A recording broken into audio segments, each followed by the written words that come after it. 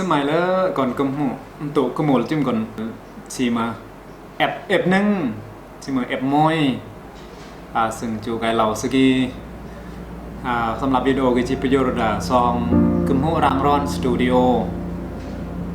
สกีจะไกในจีปมะแบบเพลงปมะแบบดนตรีแบบบันเทิงซะเนี่ยจะไกเราแนวสาระเพราะว่าซองเรื่องเพลงเรื่องดนตรีนี่แน่นอนจีเน้นซองกำหูยังบ่อยสตูดิโอแล้วเนอะเนี่ยสำหรับซองกำหูรังร้อนสตูดิโอจะเหมือนซองที่จิตประโยชน์เกี่ยวกับการแลกเปลี่ยนแนวความคิดแนวระลอกตระกัดต่อจอรอบอกเมื่อแย้งถ้าว่าผิดพลาดประการเมื่อจึงขอโทษขออภัยดักขี้วนเกาผิดพลาดประการเมื่อก็ขอโทษขออภัยอันประทึกประการเมื่อก็ขอโทษขออภัยจอรอคนที่ความรู้ความรักความสามารถแล้วถ้าอันกระทึกก็ว่างว่าก็จะประโยชน์ต่อบึงก่อนกำหูเยก้อนแฮมตายแฮมยงมาพี่น้องรำรวยคิดว่าเกิดจีสวยดังนั้นจึงจูเราแล้วหัวข้อสกี้ซึ่งจูเราสกี้จะขึ้นมวยหัวข้อซึ่งแต่ละแต่ละตอนจีเราขึ้นมวยหัวข้อบางนี้เลียดแล้วแต่อันเกิดจิตพยายามเราอันกะใจความซึ่งหัวข้อสกี้จีเมื่อ passion มาภาษาอังกฤษมาเราอังกฤษ passion ซึ่งเราก็โมเอิญว่าแนวกุแนวเดกุสกีก็เต็มเราสุดคู่แล้วก็ทรงผมเมื่อนดอกทหารความจริงอันเราตัดเป็นเราธรรมดาอันนักเรียนตัดแนวพ่นหลังจากตัดโหดก็เลยจะเกิด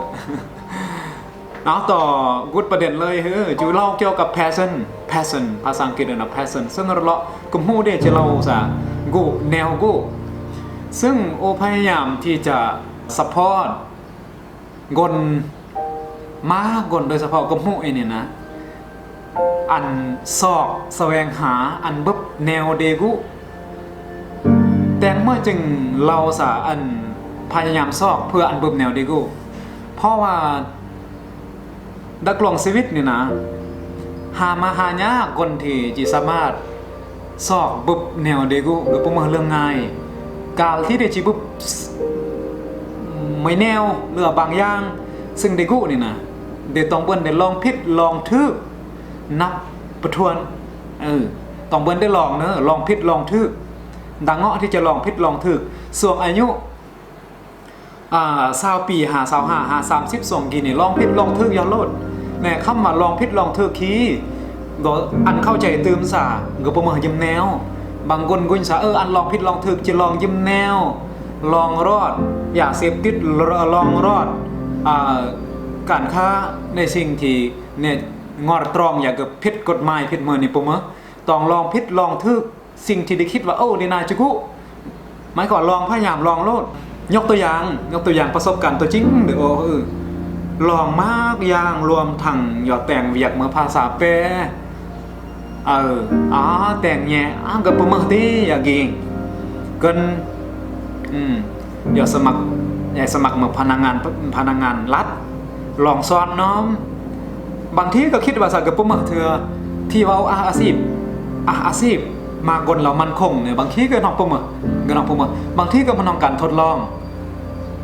เพื่ออันบุ๊บสิ่งที่เด็กแต่งรางระอย่าถ่ายรูปดะบานนอกอะไรมาหมุนลองแต่งก็น้องปุ๊มแมนเวทกันเรื่องกีฬาไก่เต็กเปิดร้านเต็กก็น้องปุ๊มแมนนะเต็กออนไลน์ลองเต็กก็น้องปุ๊มแมนมากอย่างซึ่งลองแล้วก็ลองอีกก็น้องปุ๊มแมนนะก็เลยว่า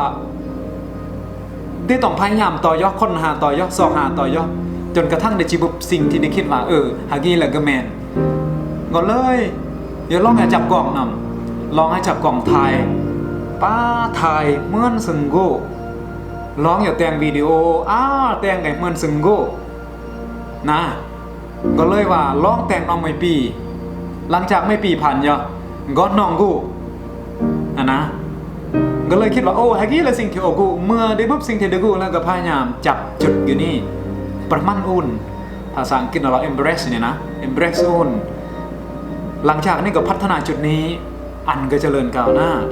พัฒนาทักษะจุดนี้อันก็เก่งอันก็แข็งพยายามซอกอันเบิบกาซอกอันเบิบสะเดในกุมะและพัฒนาจุดนี้อันก็แข็งพัฒนาด้วยการซอกเฮียนหูก็ประจำเป็นต้องเฮียนแต่ห้องเฮียนอย่างเดียว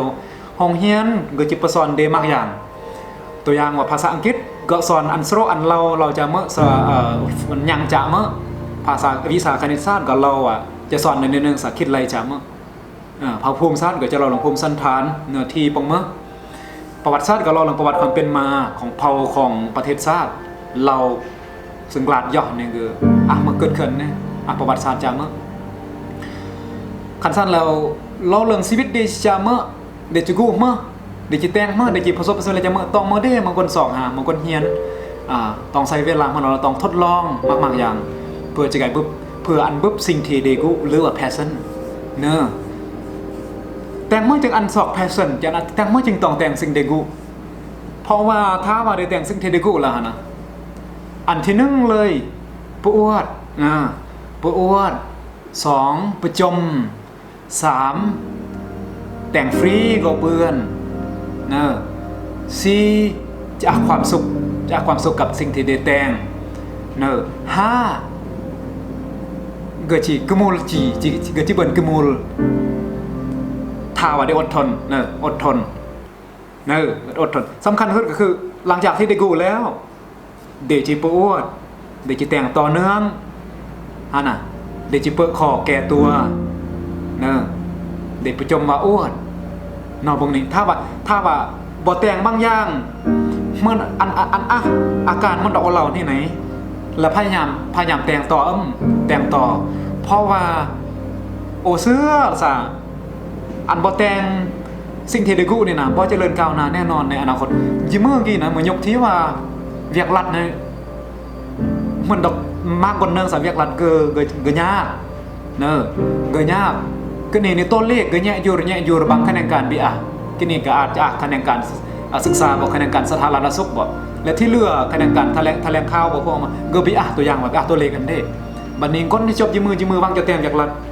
รัฐนอกก็บ่สามารถสนองอันยืมคนลิประเทศเด้ซะเมียแต่งดีเมียแต่งกันได้เป็นไปบ่ได้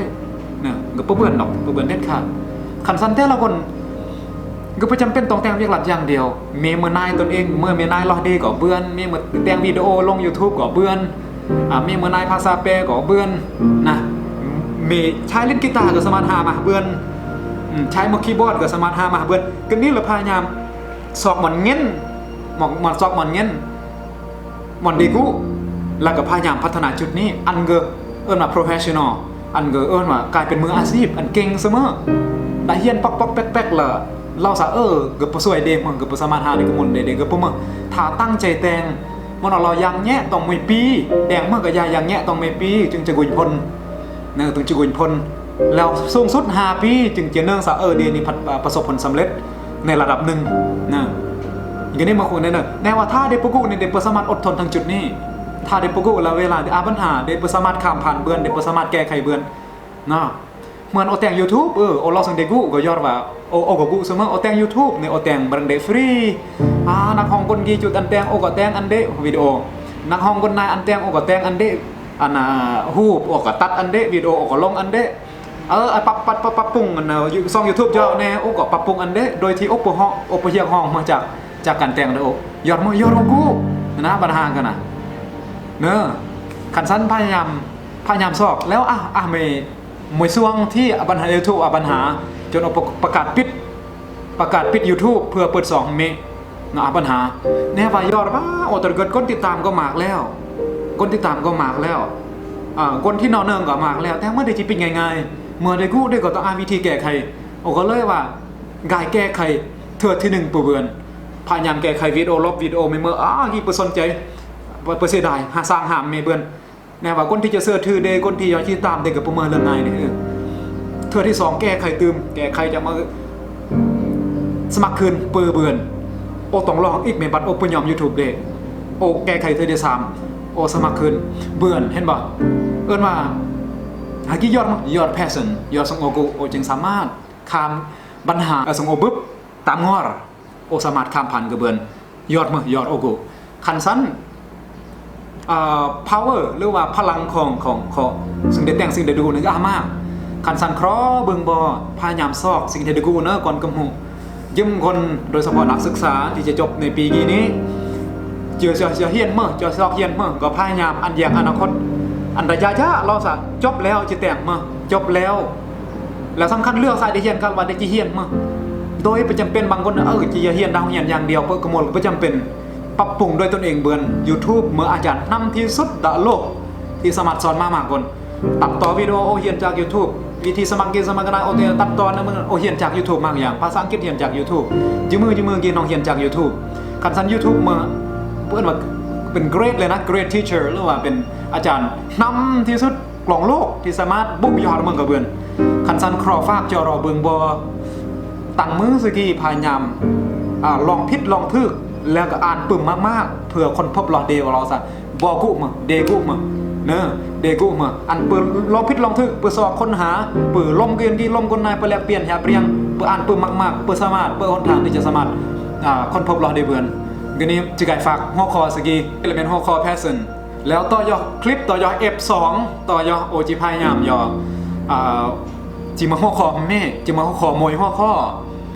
ที่โอจะไก่แซ่จะไก่แลกเปลี่ยนต่อจอรอบึงบอกนแยงและจะมาหัวคอกับมือนี้งอยไก่ลุนพร้อมย่อสำหรับสกีจิครอฟ้าหัวคอแพสเซนลองแยงถ้าผิดพลาดประการเมื่อขอโทษขออภัยบึงบอกนยงมาตายแฮมยงมาตายริงหรือว่าย่อบึงย่อเหมาะกำขอโทษขออภัยบึงบอถ้าผิดถ้าทึกก็กดแชร์กดไลค์กด Subscribe เพื่ออันเยก่อนย่อบึงบนในกุญ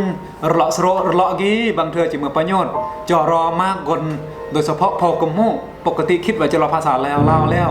นะว่าเนื่องจากว่าซองกมูรางรอนสตูดิโอน่าจะมาซอนเกี่ยวกับกมูถ้าโอจูเดยอดวิวมากๆยอดไลค์มากๆโอน่าจะสโลเป็นรอเจแนวโอเปสโรโอจะสโลรอกมูทั้งว่าจะเบิร์นยอดวิวยอดแสแง่แนวโอกแต่งเพื่อกมูโอกภูมิใจนะกรณีโอกภูมิใจแล้วเนอะฝากคาร์บอสกี้และเมนโฮคอแพสเซน